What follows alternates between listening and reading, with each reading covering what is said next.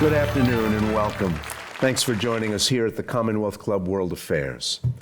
I'm Ray Suarez. I'm the host of our radio program On Shifting Ground, which can be heard locally on KQED FM on Monday nights. I hope you listen. And always as a podcast. As a reminder, please silence your phones. Submit any questions for our guests via the question cards provided on the live chat. And we'll have physical, written questions here in the room, and you can contribute your questions if you're watching us remotely. It's my pleasure to introduce our panel. Rachel Bitecofer is a political scientist, pollster, election forecaster, turned political strategist. She's the author of Hit 'Em Where It Hurts: How to Save Democracy by Beating Republicans at Their Own Game. Jonathan Metzl is a professor of sociology and psychiatry and the director of the Department of Medicine, Health, and Society at Vanderbilt University. He's the author of Dying of Whiteness: How the Politics of Racial Resentment is Killing America's Heartland, and more recently, What We've Become: Living and Dying in a Country of Arms. And Tara Setmayer is co-founder and chief executive officer of the Seneca Project. She's a former CNN political commentator, contributor to ABC News, and former GOP communications director on Capitol Hill. Great to have you with us. Let me jump in by sort of setting the terms of the conversation.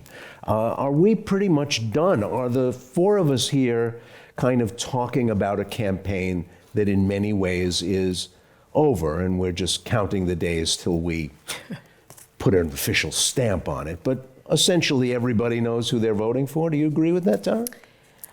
I would agree that the majority of the American people know who they're voting for, but that sliver of undecideds, which I'll never understand at this point how you are still undecided given the choices here, but there are people who are still undecided, and this will be won in the margins, and in the margins of the 7 states. And it really literally is going to come down to every vote counts in each of these states. And the polling shows that, and Rachel can talk about that more. But I think that we cannot take it for granted. Just like in football, it's a game of inches. Elections are a game of margins, small ones.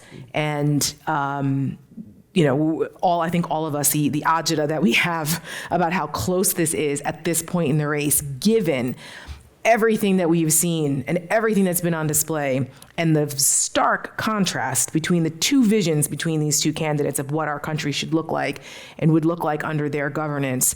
It's hard to imagine that there's still undecideds, but there are. And the election is still 3 weeks from today. And they have to run through the finish line. They cannot take their boots off their necks. They have to run through. Jonathan, in the pages of your 2 most recent books, we meet a lot of people who, to me, don't seem very movable, shiftable. So what do we say to them in these final weeks? Is there still a campaign going on? Well, I think in a 50-50 race like this, which seems like it is by all accounts, part of the story is mobilizing these undecided voters, who I agree they're probably being bombarded. I would love to know what it feels like to be an undecided voter right now. You're probably the most popular guy on your block. So that's part of the story, but it's also a story about mobilizing your own base, right? That also whose base is going to show up more is also part of it. How many people are already decided, but are not going to go to the polls. So mobilizing your own base, I think, is going to be the most important thing. But I will also say that I've been thinking about the people I interview in Dying of Whiteness and what we've become a lot, because it's interesting. When I would meet people in the world, they were much more complicated than if I met them on social media. And so people would always tell me, I'm a strongly Second Amendment guy. And then we'd talk for like 20 minutes and they'd be like, but I wish we had to do gun safes or things like that. People are not 100% consistent. And so I have wished that we had kind of maybe done a better job at certain times of acknowledging the kind of messaging that might reach the people I interview with, and we can talk about it over the course of the conversation, but it's kind of like the Democratic core talking points, I'm a Democrat, or do you want to stretch those beyond and talk about, like, for example, the people I interview, the importance of gun rights and freedom and liberty, and also responsibility and things like that. But it's complicated in such a short time to thread that needle. Rachel? I mean, there's much to be happening in the 3 weeks, so that I think like it's important to kind of contextualize where we're at. We're in a toss-up scenario, right? And that can be hard for people in our audience or this audience or on this panel to understand how that can possibly be, as Tara has pointed out, with these glaring differences. But the hard truth is that most Americans don't have the little feeling that we have in our guts right now. I don't know if you have one, but I do. That worried pits feeling that will be with me until election day. And that's because they don't know any of this stuff that we know. And that's because they don't care, okay? They don't follow news or politics. They have zero interest in that. And believe it or not, a lot of these 3 week out people, that will be the very first time they even think about this election one time. So it's not over, right, in that regard. But one of the things I wrote the book to do, and the work I do with the Democrats on strategy, is about getting people to understand how much is baked in, because you alluded to a lot of it being baked in. And the fact is that I don't need to know anything about you. All the demos you hear, Harry Enton and Steve Kornacki on the big board, I don't need to know any of that about you. You could all just be a black dot. And I don't need to know if you're urban, rural, suburban, college educated, white, not white, woman, male, whatever, all those demos. What they do is they predict partisanship for a political scientist like me. And once I have that, I know 95% of the variance of vote choice for everybody, okay? So we're talking about partisanship being by far, the most important determinant in vote choice. And I'll close by saying that is not amongst just people who say, I'm a Democrat, I'm a Republican. It also includes the bulk, about 80% of any sample of people who say, I'm an independent when they're asked, I'm an independent, and then they'll be asked a follow-up question. Do you lean towards the Democratic Party or the Republican Party? Maybe you've taken a survey, and remember that, okay? And as soon as that person says yes, leaning one or the other, and an analyst like me, the analyst of New York Times Today, are taking those people and putting them into the party camps. And then when we do that and we look at the data, it is 96% of Republicans and right-leaning independents that voted for Donald Trump in 2020, and basically 96% of Democrats and Democrats that, independents that lean Democrat. So we really do talk about a scenario in which campaigns in the political science perspective are said to have minimal effects. The asterisk will always be that first debate. I want to follow up on something you said about the lack of engagement. Yeah. That a lot of voters don't know all the stuff we know about this. All right, granted. And covering politics for the last 40 years, it was always a truism that people start paying attention at Labor Day. But this is 2024, when one of the major governing parties of our country picked the woman who would become the candidate in July. It isn't the only time someone who's been convicted of crimes is a major party candidate. Yeah. The only time that someone who's been impeached twice is a major party candidate. There's so many novelties about this year, and that's to put it charitably. Yes. How come that didn't pull people in to a different level of engagement, a greater, even casual interest in what was going on earlier on in this process? I mean, that's a 10-minute answer. So don't give me a 10-minute answer. But I'm going to tell you this. Like, before the switch, we were looking at a scenario where we'd be sitting here 3 weeks out and the election would have been a toss-up still in the polls, but it would be a +3 advantage to Donald Trump, and I would be working on my passport application, okay? But so the switch is something I said, I kind of trailed off, but the switch is going to need an asterisk in all of the presidential election literature from the Academy forever, because it had such a gigantic effect So like, we're here kind of talking about October surprises, and, spoiler, my take is it takes a lot to move something.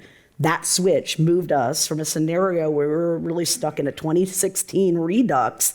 Fair or not, the voters hated Biden as much as they hate Donald Trump, okay? Just a fact. It's not fair, but it's a fact. And we were looking at another everybody sucks election, like in 16. The fundamentals now are very different. And one thing that you left off on your list of novelties is probably the most important. We have never had a former president run again. So we don't have a clean challenger. And that has allowed Harris to kind of take over that change. And Pluff has been very strategic about modeling her as the change candidate, because you would not ever be able to do that with a normal opponent.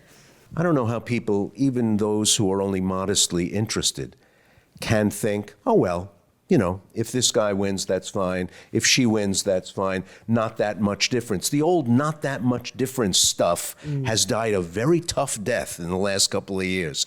There's a lot of difference. Except I would argue that our mainstream media has normalized a lot of the extremism of Trump and MAGA to the point where it's allowed people who are not as engaged to brush it off. Well, that's just Trump being Trump, or that's just him being entertaining.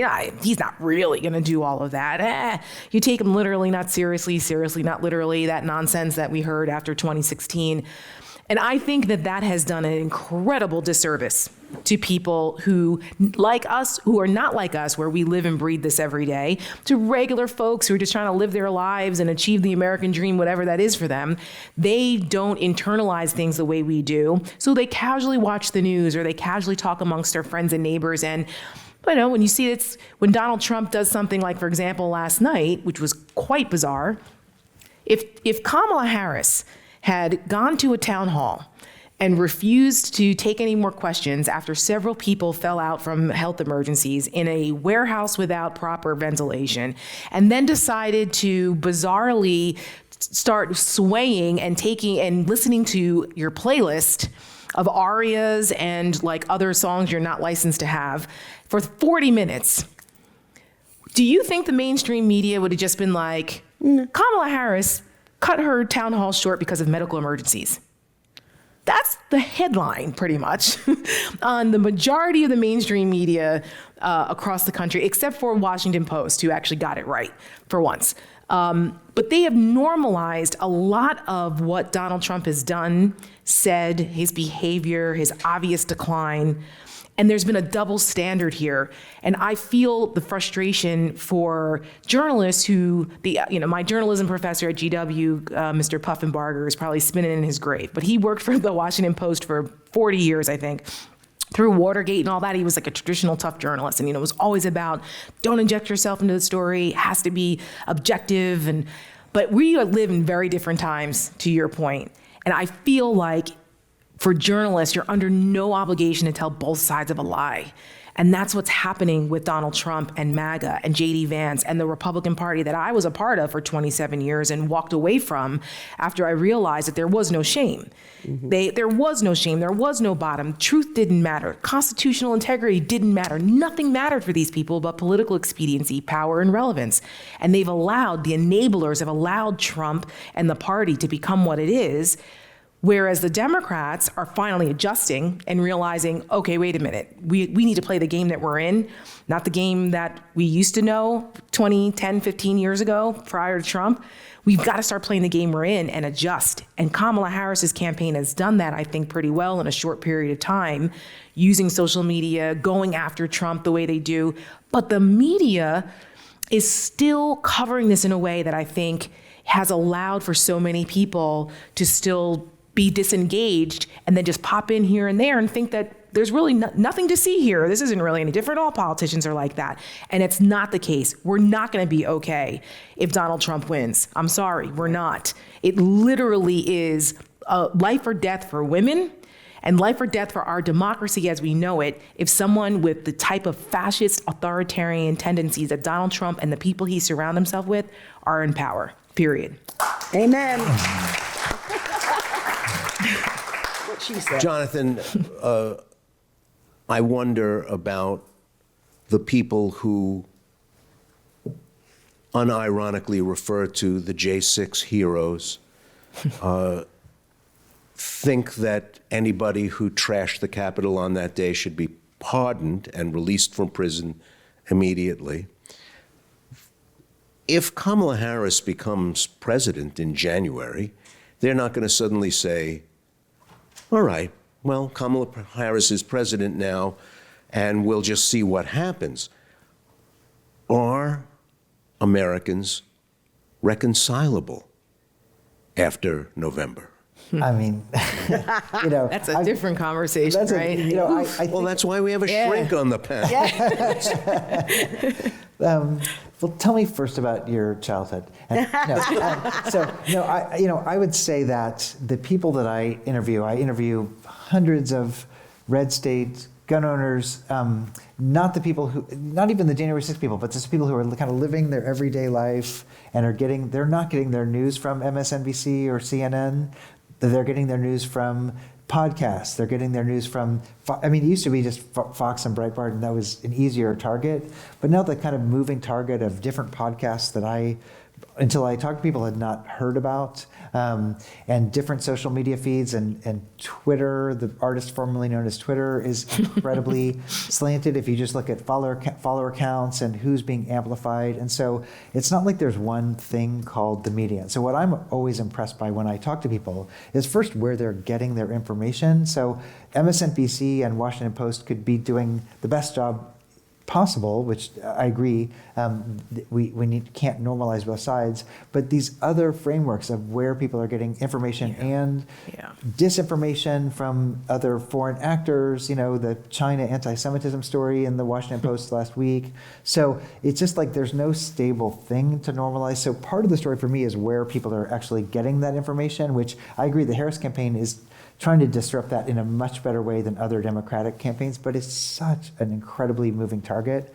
And then the other thing that frustrates me is, Trump is artful at critiquing things, right? Here's the government, here's the liberals, here's what's going to happen, taking Democratic points about the end of democracy and tweaking them as if like it's kind of like the old, when you were in fourth grade, I know you are, but what am I kind of thing. I call it the Pee Wee Herman strategy. So he just right. he takes the Democratic points and then just rearticulates them, and it defangs them for Democrats. And I've seen this happen, with guns and liberty, and I've seen this happen with healthcare when I studied healthcare reform. Trump is just innately good at that. And so the question is kind of pushing back on that. When I interview people, I honestly want to scream because I want to be like, okay, you're critiquing addiction or homelessness or other things. What's Trump's plan for fixing that? There's never a plan for fixing it. It's just critiquing it.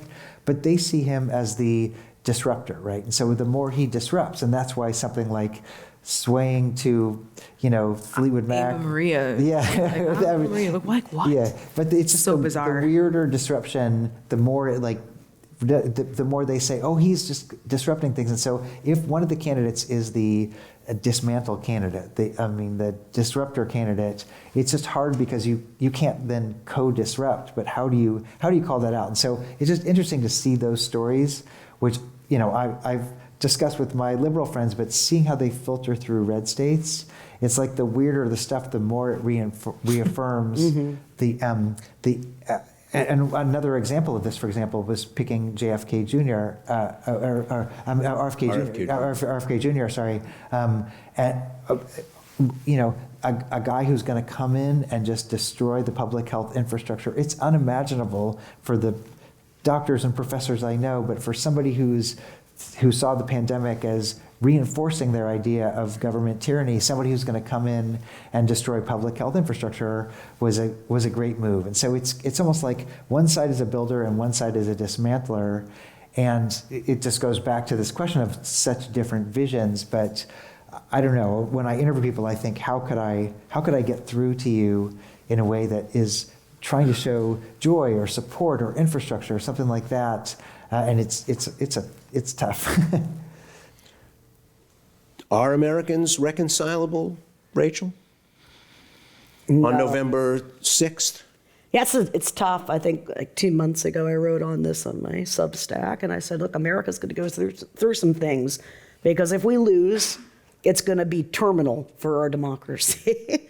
And Tara is not wrong, right? Like if you're holding on to, and humans are optimistic people that have a hard time panicking about stuff and accepting bad, really truly bad things can happen, right? I mean, speaking to a bunch of people who live in an earthquake zone, right? Every day they walk around like they don't even notice, right? So it's hard to get people to focus on a like really absurdly bad outcome, but especially one that's not tangible. One that's it's an not esoteric tangible. concept to a lot of folks Yep. too. And so, here's the thing, like that's obviously the worst thing that could possibly happen. If Donald Trump wins the election, it is going to be terrible in all the ways that Tara described and worse, right? But if he loses, they have already seeded the big lie 2.0. That big lie 2.0 takes advantage of our big hearts because we didn't want to say no to the migrant crisis, right? We took a long time to shut that border down. So long that 6 million people came across it in a year, or basically a couple years, right? And they have told them, of their voters, the people that are MAGA, along with other things that they believe, because we're talking about 40 or 50 million people who believe things that are factually, provably wrong, like the election was stolen and that COVID vaccines kill you and that Dr. Fauci should be in jail. We're not talking about 10 million people. We're talking about multiple And that million. Haitians are destroying And Springfield, eating and pets. Venezuelans are And eating running dogs. Aurora. And, Yeah. and FEMA. Yes, all of Right. it. And they believe it all, right? So what's going to happen if Trump loses, and they're hoping on the Red Mirage 2.0, where the election day voting is heavily favored for Republicans because they're not voting early anymore because of Trump. And then they can say, you can go to bed at 11 and it looks like he's leading in Michigan and Pennsylvania. And then you wake up and suddenly he's not, and it must be stolen, right? I mean, I know that seems hard, like it's such an obvious trick that David Copperfield wouldn't pull it off, right? But it is in their minds 100% true. And so the damage, there will be damage, I think, okay? And Metzl, John and I, we did a podcast, just so happens, on Jan 4th. I don't know if you remember I that. do remember that, actually. Okay, and it sounded a lot like this. Yeah, it okay, did. so if you want to poo-poo us, okay, just so you know, it sounded a lot like this. I hope the violence is minimal. I hope it's focused in a few regional places or what have you. But the scope of it will come down to whether Mike Johnson, who used a modifier the last time he was asked about election certification, he said, as long as it's free and fair. Yeah. And as long as is the modifier, right? And in the Republican mind of today, it's free and fair if Trump wins, and otherwise it is a fraud, right? And I have great concerns that the media will play the assist again, because the big lie first time, it could have been ended day one if the media said, we knew Trump was going to do this. He was talking about it for months. It's fake, don't believe it. Instead, what did they do? 2 months of let's let them prove it. And you can still hear this when you have a person come on the TV. You'll hear them say, well, they don't have any evidence of that. No, it's the opposite. In fact, we did a forensic audit, the most intensive forensic audits we've ever seen of our electoral system. So not only did they not find evidence, we know that there was no evidence. We know it for a fact. And, if the media plays ball on Big Lie 2.0, which is that we let millions of illegals come into the country and vote in swing states, that's what they're saying, not what I'm saying, okay? And they provoke violence coming from all of the, big tier of the Republican Party. It's not bad enough you got your Tucker Carlsons out there, but you got Mike Johnson, you got Mitch McConnell, you got Elise Slotkin, right? Especially Elise. Stefanik, thank you. Because Slotkin's great. She's great. We like her. I was gonna say, wait, what happened? They have... You have JD Vance. They have the fate of people in their hands, And I doubt they understand that. But it doesn't change the fact that people will die if they choose to play ball about election fraud again. And the stakes are bad. Well, Tara, I worry that something even deeper has happened. The possibility of violence, obviously, is appalling. Yeah. That people are going to get hurt Yes. about this is Innocent obviously people. terrible. Yep. We're going to be writing about the aftermath of an American election the way we write about elections in Mali or Yes. Indonesia or Malaysia. It's not just the violence, though. It's the fact that half the country no longer believes in the solidity, the virtue, the trustworthiness of our institutions. In the last couple of years, I can't tell you how many times I've spoken to people about, for example, unemployment. And they'll say, unemployment's much higher than it was.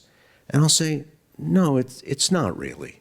And it's the same civil servants who were counting when Donald Trump was president, and they're pretty much doing the same thing every month to come up with numbers that are pretty similar to the kind of numbers they came up before. And they said, now, you believe that? Yeah. You believe that? And they have bailed out on the idea that the GDP numbers are real, Yep. that voting's real, that unemployment's real. And that makes the most powerful person in any group the person with the loudest voice in the room, rather than the person who's correct. Right. Yeah, it's a shout out to my good friend Tom Nichols. He wrote the book, The Death of Expertise, which really helped me to understand this phenomenon. And he wrote that back in 2016, I think, 2015 or 16. It was a great precursor to the era that we're in, because so many people are willing to not only reject expertise and facts and truth, they will tell you that you are the idiot for believing that or explaining the facts or being the expert. They actually resent you for it, and it makes them feel more relevant because they're insecure about their own inadequacies. And unfortunately, we've seen a lot of that. A lot of people in this country are unwilling to believe what's true, because then it forces them to have to acknowledge what they've enabled and accepted. Yep. And the fact that they were duped or that they were misled. People don't like to take responsibility, unfortunately. And so, I mean, the psychiatrist can tell us about that. But that's what we're seeing. And we're seeing people, they'd rather dig in than admit that they were wrong or miscalculated or were led astray by something. And one of the, I don't want to use the word genius, but I will say one of the more successful things that Donald Trump did very early on was discrediting the media. Yep. And discrediting expertise.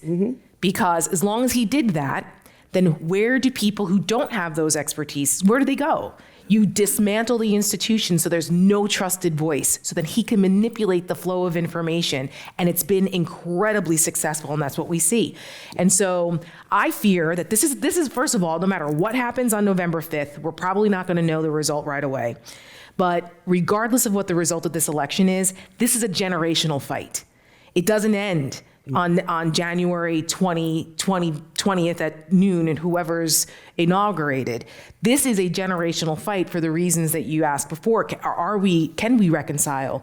What does the country look like when you've got half the country that doesn't believe that the sun rises in the east and sets in the west? They believe the opposite. And they will go to the grave believing that. They will cut their family members off if they're told it's the opposite. It is a cult in a way that I don't think we've seen in this country in a long time. And Carl Bernstein said before 2020 that he felt that we were approaching a cold civil war that could go hot. Yep. And Rachel and I were talking about this in the green room. The percolation of this now and what Trump has been able to do and gotten these people riled up into possibly taking up arms again scares me. And it is a very real possibility because of all of this. We've been divided into these enemies. And that is, I don't know how we come back from that, honestly, when we don't have trusted institutions and trusted voices and people respecting the democratic norms and institutions. How do we come back from that? I'm not sure. Jonathan's dying to jump in. Well, because this is exactly, so my most recent book, What We've Become, is a critique of the public health framework around gun safety. I am a doctor. I believe in public health strongly. I believe that we need background checks, red flag laws, but I also think that the public health framework, which was about, everybody communally get along and we'll, we all want the common good. Let's all put our names into a federal database when we buy a firearm, or if somebody looks like they're spiraling, call the police to come do an assessment check on your relative, who can then take that person in front of a judge and temporary whatever. I believe in all those things. but I would also say that we missed the boat in a way in this framework because, as I argue in my book, guns were not just a health problem, they were a democracy problem. And part of the story was about how the politics around guns and many other issues were profoundly anti-democratic, that they were being used to arm people in an event of something happening. They were also, like the Bruin decision on down, overturning the democratic sentiments of voters. And so we've had these democracy threats for a while. I mean, that's kind of the story I tell, but the framework, it's not just the media, it's actually the frameworks that we put around them tend to minimize, because it's so horrible to think about, the bigger implications of what this all means. And I do put guns on the top of that list just because the implications of what that kind of sentiment are so material and real, but that's also traced through a bunch of other everyday logics where people are against each other. I have a colleague from Hungary, and I asked her, like, what did it feel like when Orban won? Like the day, and she said, first, I want to tell Americans that the day after things really changed for us, I realized my life was changed forever. I never realized that before, but all of a sudden, the chemical composition of my body changed in a way. I'm in the opposition to this thing. And I said, well, did it play out in any one thing? And she said, all of a sudden, neighbors were willing to tell on each other. Yep. That's when she, and so it's not just about like. That sounds like Texas. Yeah. Yep. Yeah, exactly. So It's already happening. Yep. It's that logic where people are not Americans. They're actually rewarded for surveilling. They're surveilling and telling on each other. And for me, that's the issue. Is going to be all these anti-democratic issues are also mobilizing common sense in a way that people end up policing each other, which is what happens in many other countries that we have not been in that category before. It happened in Germany. It happened in Italy. We have seen this before. Ruth Ben-Ghiat, a wonderful historian, she wrote the book Strong Men. She's on the board of my Seneca Project organization and warns about this. And we're seeing it already with women and reproductive health in places like Texas. They're doing this already. They want people to tell on each other if you've had an abortion or if you've driven someone out of state to go get reproductive care. This is insanity.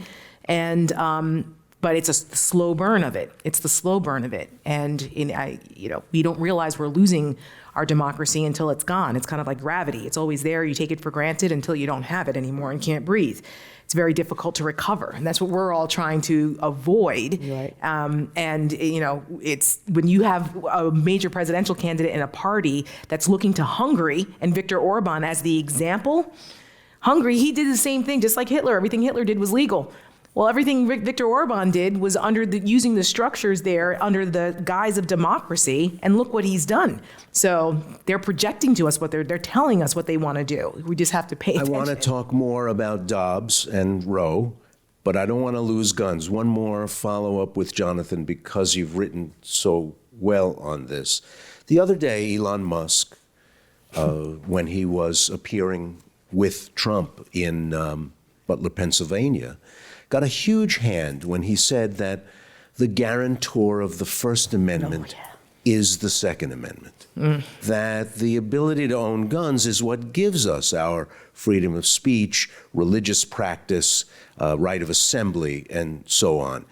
Which, all right, I'll admit it. As a reporter, I like to take an arm's length view of these things, but I'll admit I think that's an icky idea and one that really is not my idea of America, that the way that we have religious freedoms, because we can shoot each other if somebody gets mad.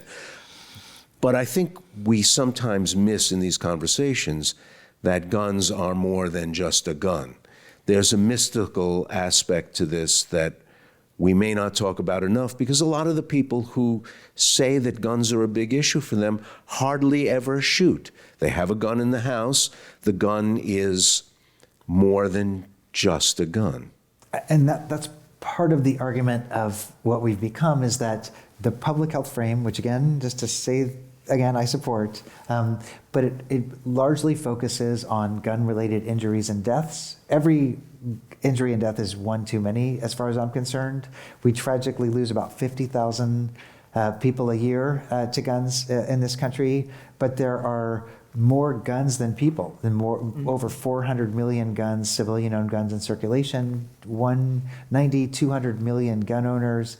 And so the public health frame doesn't assess the meaning of what it means to carry a gun because of the implicit bias you have when you're driving down the street and somebody told you that there could be a gangbanger or a carjacker that's going to like break into your car. I mean, so a lot of people I interview, they'll tell me like, oh, I could pull up to a bodega and Mr. Saggy Pants gangbanger could come over and carjack me. And I'll say, well, did that ever happen? And they'll be like, well, to be honest, I've never been to a bodega. I just heard about it or something. But this idea I'm so surprised. Yeah, I know. Because they're not, but so this kind of anticipatory threat, which ties into all these things, which tie into gun ownership, which is for many people, the government could break down your door and all these kind of things. And our framework just doesn't talk about that enough in a way. And so it'll be, I don't want to say it'll be interesting to play out how this plays out. I know how this is going to play out, but I will just say that we've had a couple of decades now in a row of the NRA marketing guns as marks of identity in a way, which makes it much harder for us to say, let's all get together and share public health. We're, I think, too slow in talking about the meaning, the social, political, identity, racial meanings of guns. You know who else knows that? Our foreign enemies. Yep. Which is why the Russians and others have used disinformation through the gun lobbies to further divide us. And just check out the Mueller report and the extent in which Russia did that, starting in 2014 and beyond. And then all of the stuff that happened with the Russians infiltrating the NRA and the gun lobbies, and they understand our culture and they know where the pain points are. And it's kind of the gift that keeps on giving for them, like to say, like it seems ridiculous if you're not in that world to say that Trump's going to say, no, I'm not going to let liberals come and take your guns because, like, I don't know, I don't want to take any. I wouldn't know what to do with it. But the idea that basically the government or liberals is coming to take your guns, which is what Trump said at the NRA convention this year, it just plays to this eternal threat of needing to be on guard all the time against liberals, against the government, and so guns become this material way of signaling I'm on your side and I'm not going to let this thing happen, even though from a logical standpoint, I don't know, nobody's really taking anybody's gun right now. To Dobbs, there are a lot of metrics that point to this being a terrible issue for Republicans. They've lost multiple statewide races over it, red statewide races over it, both in referenda and in particular candidacies. But the sort of slightly giddy stuff I saw early on about Rovember and so on, I don't know, it seemed like a little too confident by half. Here we are 3 weeks out. I don't know if it's Rovember. Well, it would be if people would focus on it, right? I mean, So, here's the thing. People are going to be shocked to hear this. You should really read the book so that you can realize, oh my God, almost everything I hear people talk about elections is wrong, according to an academic that studies this, okay? And one of it is this, okay? I was telling you, people aren't like you, and here's a good thought experiment for you to kind of get a sense of how an average person is thinking about the political world.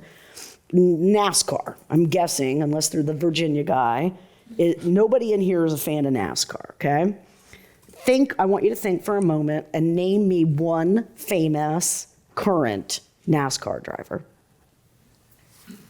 Anyone got one? Yeah, I didn't think so. You know why? Because you don't read about it. You don't watch about it. You don't follow it, okay? And it's not about time. It's about interest. You don't have an interest in NASCAR. You don't have an interest in something. You know nothing about it. And that's when we talk to average people, and we've known this for decades now. It's only gotten worse since the digital age.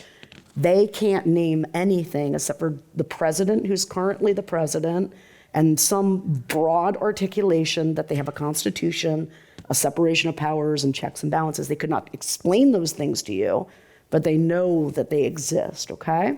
And so when we think about that, all the people who've been caught in the cogs of the Texas abortion ban, I've been fortunate to talk with many of them. The question I always ask all of them is, did you even know there was a ban? And the answer is always no, guys, okay? And that's why I asked the question. So like it comes down to this. Rovember is going to happen at the presidential level. They've been very effective, as Tara has pointed out, because they have gone all in on new strategy. But in most of the swing map, they have not. They're holding on to this idea that it's about debates and ideas and policy, and that's what's going to move people to win elections, which may be true in 1980 when the Republican propaganda machine was just in its infancy, okay? But it is certainly not true in 2024, where that propaganda machine is setting narratives that are going down and creating things like Donald Trump had the best economy in the world, right?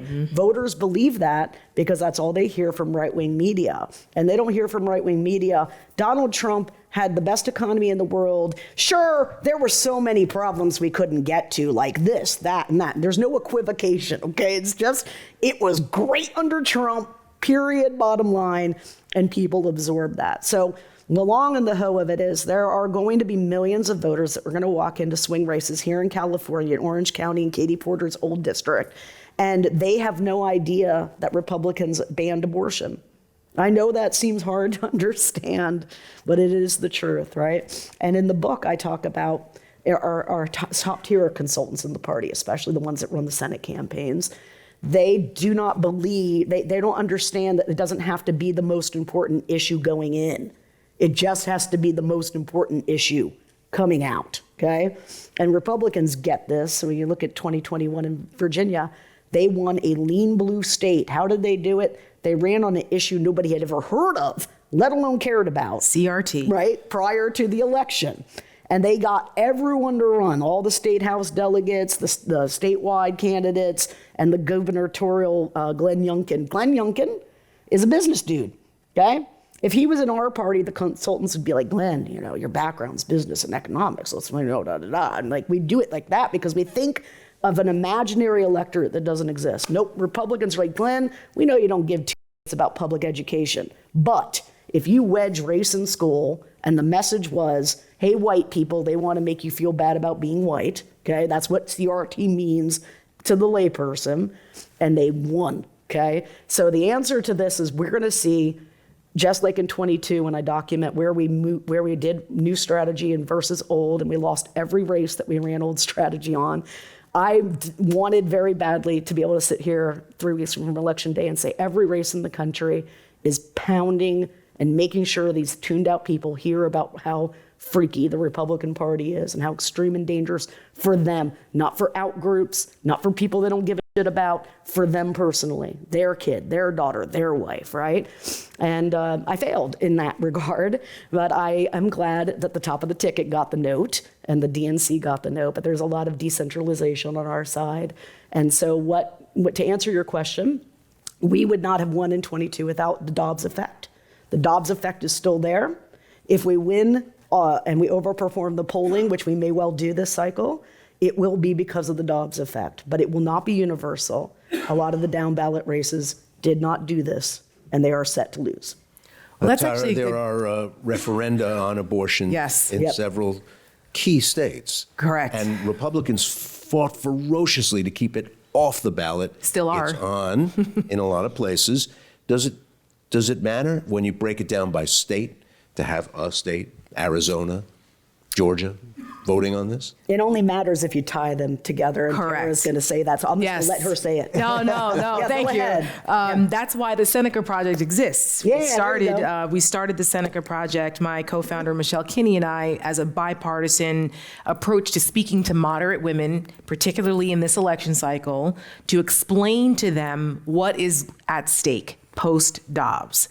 Because there has been a tectonic shift in the political landscape because of Dobbs. First time ever a right was taken away from a group in the United States. This has never happened before. And we as women represent more than 50% of the population. And it didn't really sink in because there were a lot of people, like I said, I spent almost 30 years in the Republican Party. I knew the abortion politics of it. I've evolved considerably on this issue because even I didn't fully appreciate how much reproductive care was health care, and the way it was messaged by Republicans for years had conditioned so many women into believing that abortion was not health care. And after Dobbs, a lot of Republican women and men who were impacted by this realized, oh boy, abortion actually is healthcare, and this affects us too now?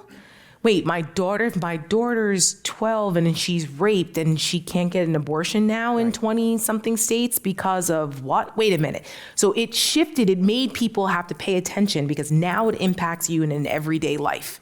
Everyday life. And for us at the Seneca Project, we said that, listen, the threat to women, the assault on women's rights transcends party lines. It doesn't matter if you're a Democrat or Republican, if you're bleeding out in the lobby of an emergency room in a state that has now criminalized women's reproductive health care, where doctors have to choose between saving your life and their Hippocratic oath or possibly being prosecuted and going to jail for 99 years, like in Texas. Now, Texas was the microcosm because SB 8, that was passed a year before Dobbs. That was the precursor. And then you had all these other states with the trigger laws. And then you saw women, particularly women, older women who were alive pre-Roe, or who remember their grandmothers telling the stories of how they couldn't make their own decisions on, in the emergency room or in the birthing room when they were giving birth. They had to get their husband's permission. Women are saying we are not going back. When Kamala Harris embraced that, and I actually felt pretty proud about this because we launched Seneca in June, and our first ad was called A Time for Choosing, which was a double entendre for any Reagan fans in here. Maybe not the audience for that, but the Time for Choosing. I got it. Yes. Time for Choosing was a double entendre because for women, we are in a time for choosing. It kind of taking that language back, that the right to choose is so much bigger than just about abortion. But the idea of going back, the Seneca Project name came from the Seneca Falls Convention of 1848, coalition of women. It wasn't just white women. You had male allies, you had abolitionists, you had women of color. It was a collective effort to gain equal rights as women. Well, this time around, it's a coalition effort. And we won't go back. The idea of going back to a time where women were treated as second-class citizens is unimaginable to women who remember those days, and to women who are going now saying, my daughter's gonna have less rights than my grandmother. There's something fundamentally wrong with this. So when you have the issue front and center, and it's presented the way it's going to be presented now as a ballot initiative in these states, to Rachel's point, you tie that together, it's front of mind. Yeah. And what we've done at Seneca Project and the ads and the content that we put out, we are reminding women and men, because we also did an IVF ad targeting dads, because they play a role in this too. But you remind them that this is actually what's happening every day.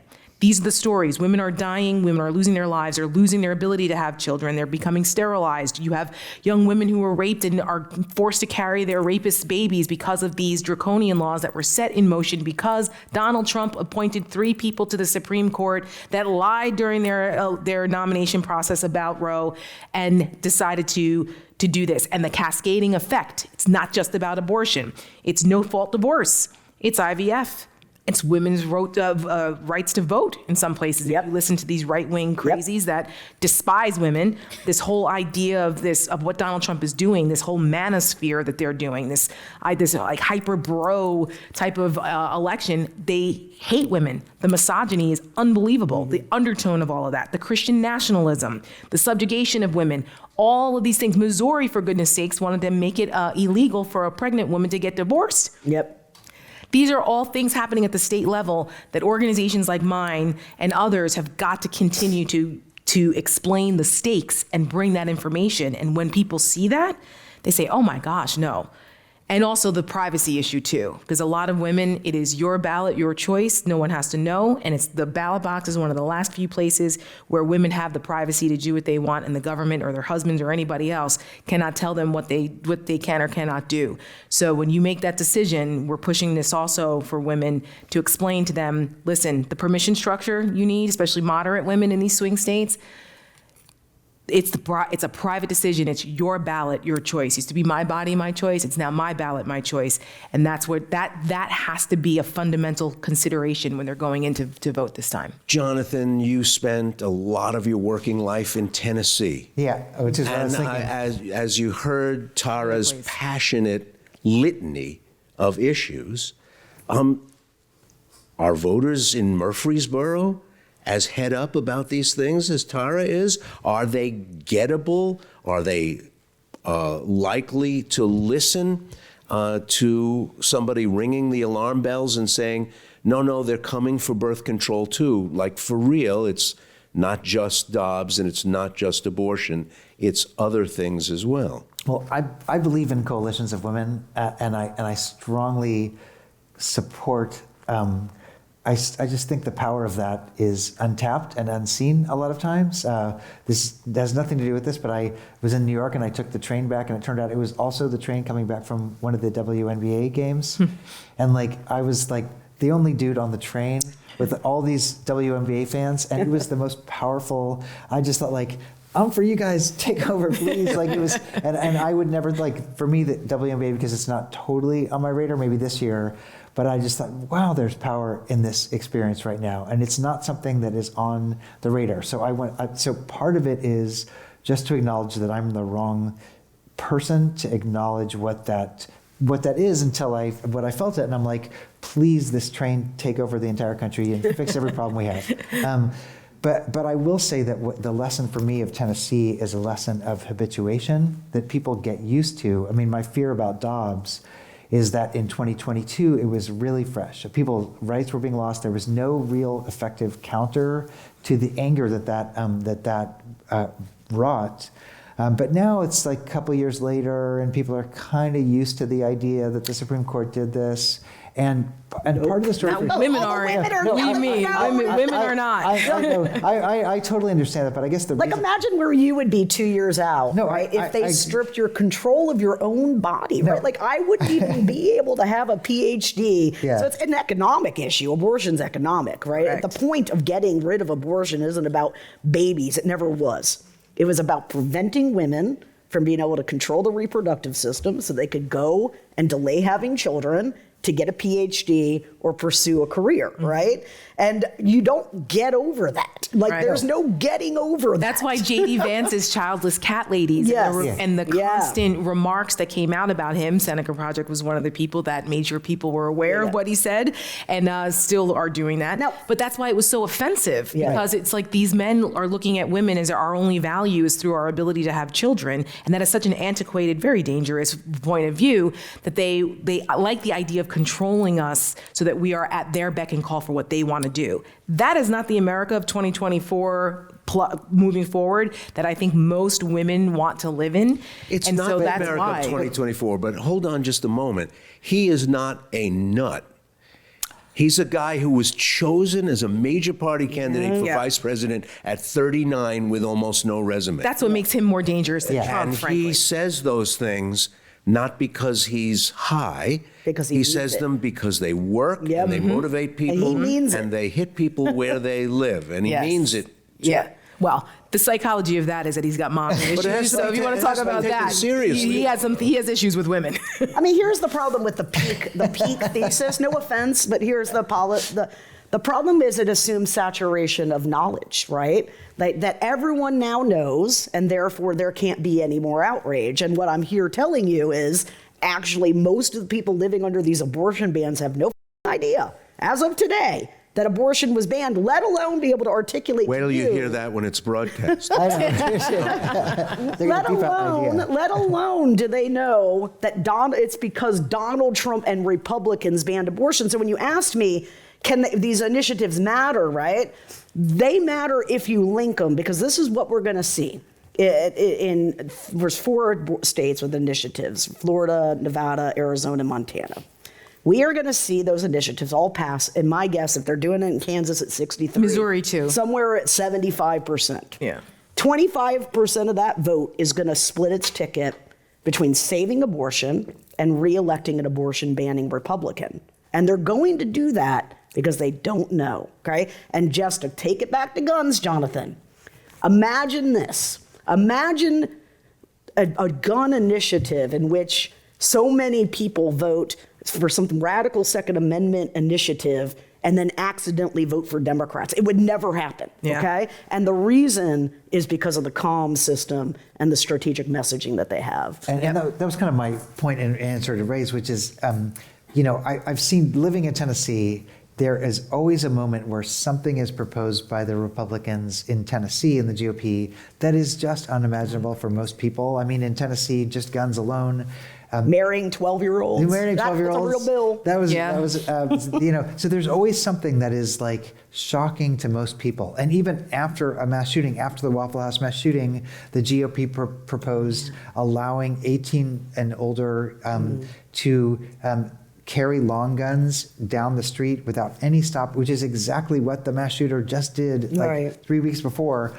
So it's shocking, but then they're so good. Their comms is not just countering it. It's like, you know, muddying the water with all these other kind of things so that a couple of years later, when it gets to a vote, you've just been barraged by a million other things. And so it wasn't like anybody's going to habituate Dobbs. But it's that the Republicans have had 2 years to like bombard with CRT related nonsense about a bunch of different issues that. Well, that's why they're focusing on immigration and migrants. Yeah. The fear of the other and all of that, taking some problems, because obviously the immigration system is broken and we have a problem with border security. I worked on this issue for many years in Capitol Hill.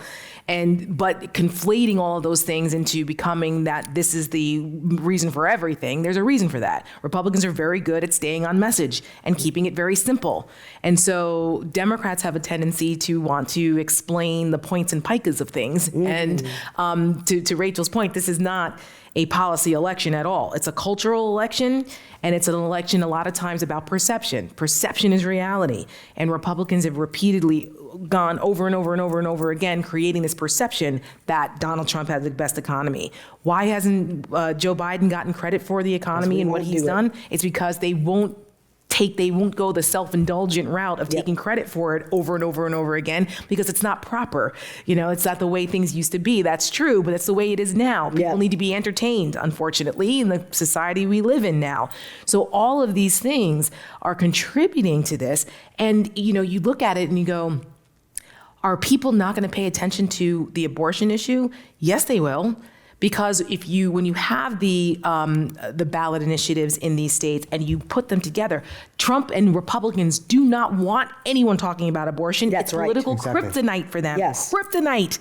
And they knew it. And so that's why Trump had to scramble around and have like, I'm about fertilization, that thing. Yeah. They know and what? National abortion ban? No. That's craziness. But I'm not going to vote for the ballot initiative in Florida to codify it. Well, which is it?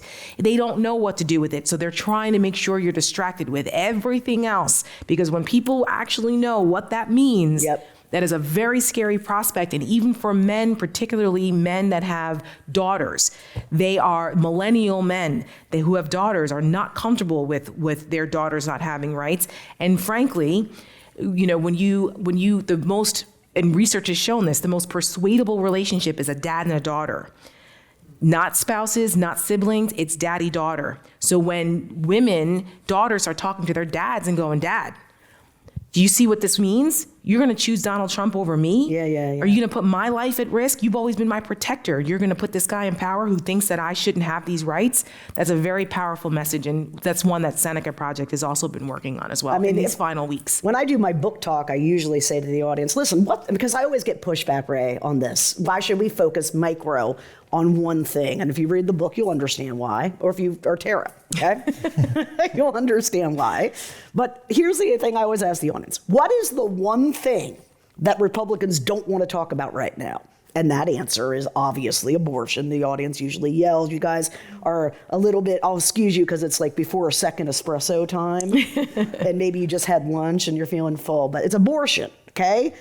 That's why we should be talking about it nonstop, because it's such kryptonite that Trump threw the entire pro-life movement under the bus, doing all of this dancing around, okay? That's why they took it out of the platform during the convention. I mean, it'd be like us telling, let's think of a clear base, like, okay, we're not gonna do climate change anymore, okay? It's just not gonna be a thing because it's not popular in the Rust Belt, right? Like, you guys would be mad, yes? Pro-life activists are very mad at Donald Trump. He paid a significant cost to do those things, and the reason, folks, is because they're not going to not vote for him. Terrified if they would have listened to me and done all freedom wedging, big government grab, they would be setting up for a big fat loss right now. Let me stop everybody right there, because We could do this for a long time. Yep. I would ask for the indulgence of the audience for a few extra minutes. Can I have a few extra minutes?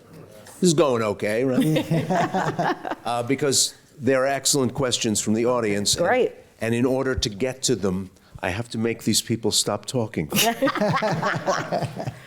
We're all doing therapy in public. That's Yeah. what's happening here, okay? Well, I said recently that I think that Donald Trump and J.D. Vance should both go through extensive therapy because one's got daddy issues, one's got mommy issues, and then throw Elon Musk in there and they should have a group trauma therapy session doubt. together. And as a country, we shouldn't have to be held hostage to their unresolved childhood trauma by them being in power. So I'm charging extra for that section. Well, we can check with Jonathan. right, Yeah, that's right. How does each candidate lose the race in these final weeks? We opened by saying that not many people are going to change, but there is a possibility that you could set a foot wrong, do something really crazy, or events can intervene, like Helene and Milton, that might show your ass in a way that you don't want to. gonna beat How could both candidates lose in the final weeks? We'll start with Rachel this Okay. time. Yeah, so Harris could lose if she listens to the progressive base that wants her to focus on bold policy, progressive policy. Okay, this is a time to value American values, not prioritize progressive values. I'm a progressive, okay? It's about surviving a democratic collapse. And so she could lose if she does that. And I hope they understand it really needs to be a referendum on Donald Trump. And the only way you make a referendum effect is to have the conversation 80% about him, not about her, right? Trump's Achilles heel, they took over the RNC, the Republican National Committee. It is now the Trump National Committee. What you guys may not know is that the RNC is the beating heart of the Republican Party's GOTV field operation, okay? Well, it used to be. Yeah, it used to be, Not right? anymore. And in 16, now it's hard to believe because of the cult-like following, but even the party was kind of like walking away from Trump until he magically won. Okay, they wouldn't go to his convention and stuff. Like in that case, he also kept switching campaigns. He had no money. The advertising differential in that campaign and super PAC donations went heavily to Clinton. It was a huge disadvantage. And he had no infrastructure compared to Clinton. But what he had was the RNC. And the RNC knows how to get done in terms of field. Not anymore. The second Lara Trump took it over, she gutted out all of that, fired all the paid staff, and now they're outsourcing GOTV, their best bread and butter thing, to super PACs and Elon Musk, right-wing grifters like Charlie Kirk and super PACs, right? So to answer your question, Trump is very strong in the polls, and people need to accept that it's a feature, not a bug.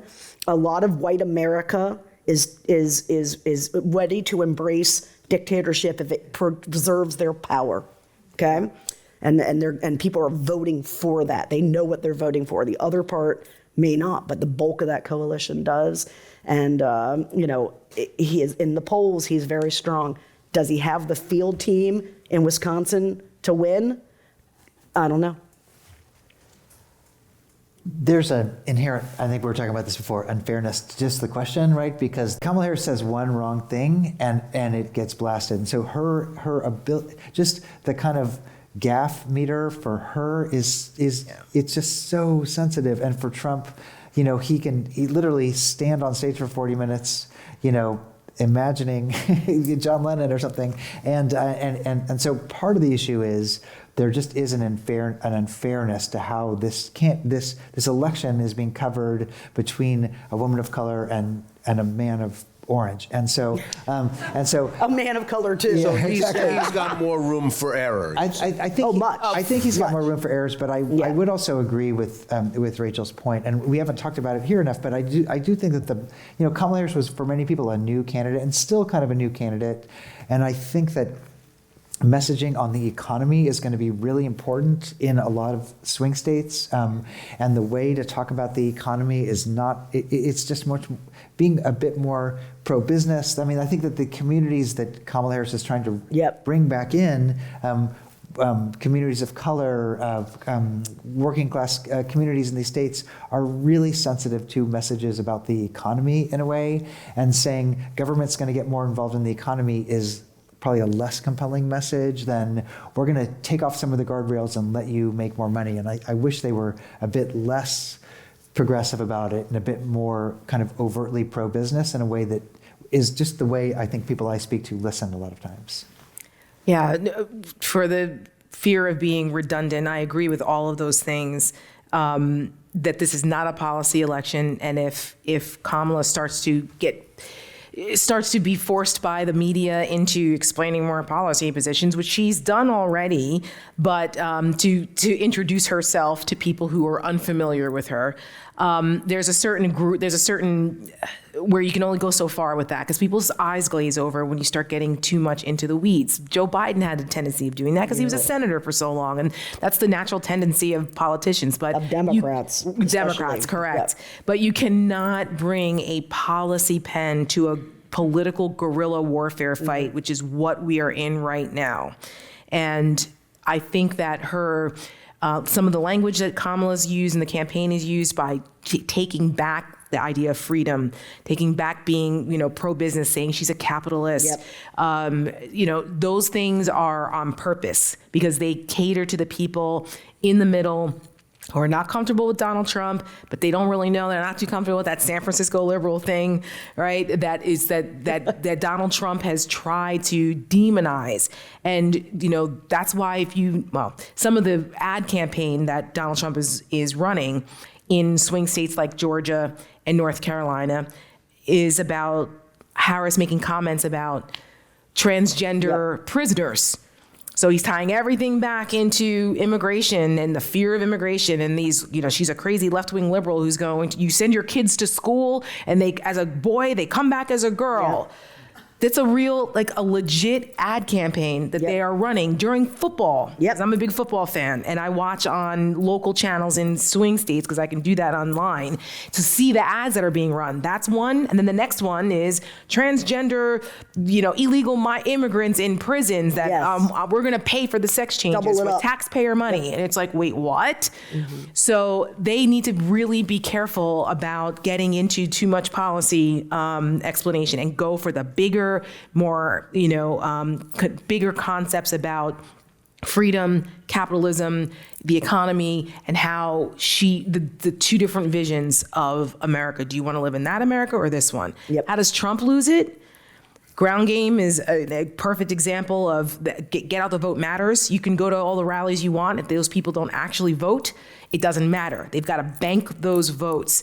And the Republicans do not really have that ground game. So they may be talking to, like I said, to the brosphere out there now. Yep. But are those guys going to put their gaming systems down and get out of their parents' basement and actually go and vote? I'm not sure. Maybe, maybe not. I don't know how they're getting these people to actually vote. So and Tara, we know they didn't register, okay? That's right. I had Tom look in the data because I was like, look, I want to know, this is their target demo, young men. They're trying to activate, what we call, low propensity turnout people. Is there any registration surge? And look in Pennsylvania, because as you know, Tara, they've really focused on Pennsylvania. Mm-hmm. And there's no surge. There is a surge for one gender, okay? Yes. And it ain't men. And that's what's going to make you guys sleep better, I hope, for the 3 weeks that we have 100%. To endure. Is there an Elon Musk effect to that of bringing guys out? No, because here's the thing is I shit you not. People are going to the Trump rallies that are not registered to vote. And how do I know that? Because I watched this guy, Scott Pressler, run around and register Trump rally attendees. So that should give you a scope. Here are people who went to a Trump rally and they're not registered to vote, right? Right. So, I don't know what's going to happen, and I don't lie to people. I tell people the truth, okay? As a consultant or as an analyst, I tell you the truth. I don't know what's going to happen, but I know that if you told me, Rachel, you can either have men or women, I'd vote women 100% of the time, even without Dobbs, because women are more likely to vote. Since 1980. And they make up the majority of the electorate. That's right. Yep. Let me ask one more and ask you to make your answers shorter, and then we'll wrap this thing up. Foreign policy often has a hard time breaking through as a votable issue. It's mostly domestic issues, even when there's a lot going on in the world. And I wonder whether one exception is the Gaza war, and especially because Kamala Harris is trying to signal that she's got a different approach from Joe Biden, who was her boss, and so far hasn't really given us much of an approach that's very different. Did the Biden-Harris position on Gaza alienate young voters from voting for Harris in this election? When we do the exit polls, when we do the after-action assessments, is Gaza going to matter? No. Your turn. Yeah.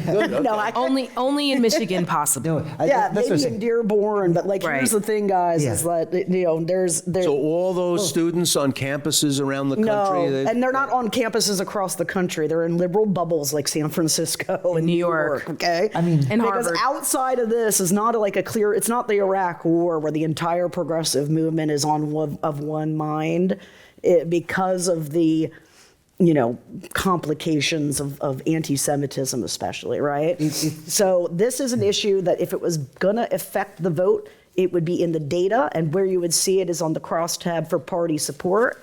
And we see a mild and important, perhaps determinative drop in party loyalty for people in polling data for the Republicans, and we do not see that for the Democrats. You did not see that in 2020. You did see it in 2016. And that's why we had that 6% defection rate in places like Wisconsin that gave Trump the presidency in that cycle. So to answer your question, as much as it gets a lot of media vacuum, especially social media vacuum, we're talking about a very micro issue. The issue for me, I agree, is going to be in part about Michigan, and whether people vote for the Jill Steins or the other candidates who are the kind of third-party candidate. And so I think, this morning people may have seen that Biden said an American president threatened to withhold arms to Israel in 30 days if humanitarian conditions in Gaza do not improve. And so there's something going on that is a need to, remarkable to make that statement at this particular time. So I don't know the answer to this. I've worked in the Middle East a lot. I've interviewed people in the Middle East. I firmly believe that after the election, we need to really have a new approach. But the question of whether it's going to swing in the divisiveness, I just think it's in one particular locale. And the question is there going to be enough protest vote, third-party vote to swing a state that was a Democratic state and hopefully still will be? People need to be more concerned about whether an American president is going to sic their own military on American citizens, as Donald Trump has said repeatedly. And so the fact that the attention, and not saying that what's happening over there isn't important, it's incredibly important. But the emphasis really needs to be on what is happening on American soil, given what the American president can actually do and not do when it comes to certain policies. And foreign policy is one of the few areas where the president has a lot of unilateral influence in decision-making. Should be more important to people that a certain candidate wants to withdraw from NATO and is in having love affairs and fantasizing about thruples with Putin and Kim Jong-un. And the idea that we are not going to support our European allies in NATO and that we're going to cede that power to a murderous dictator like Vladimir Putin, these things have much bigger impact on us as Americans and our standing in the world than what's happening in Israel and Gaza, something that's been going on for thousands of years that we're not going to solve today, tomorrow, or in a year from now, possibly. But where we do have the most important impact is that our democracy does not defend itself, and neither will Donald Trump if he's elected. And that should be top of mind for most people in this country, and I hope so, because it's up to us what happens after that. For the record, this is likely to be the only 2024 election conversation you hear that features the word thruple. I want to... And for once, I'm innocent. Well, he's the one talking about love letters, Please thank our panelists, Tara Setmayer, Jonathan Metzl, Rachel Bitecofer. And panelists, thanks for joining us here at Commonwealth Club World Affairs. You can get your hands on a copy of Rachel and Jonathan's books, Hit 'Em Where It Hurts and What We've Become, right outside. Both will be on sale in the lounge, and you can get them signed by our guests. If you'd like to engage in future programs or support Commonwealth Club World Affairs, please visit the website, www.commonwealthclub.org. Thanks for joining us, and we look forward to seeing you again. Thanks a lot.